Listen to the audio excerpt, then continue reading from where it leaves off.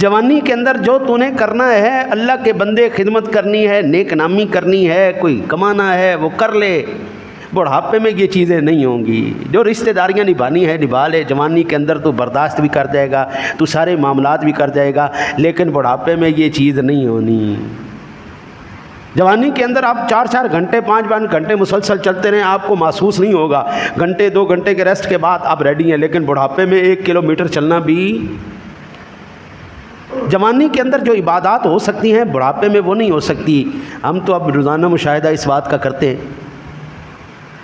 آقا جی نے ارشاد فرمایا وصحتک قبل سقمک. وہ اللہ کے بندے، صحت کو بیماری سے پہلے غنیمت جان، اپنی صحت کو اپنے مرض سے پہلے.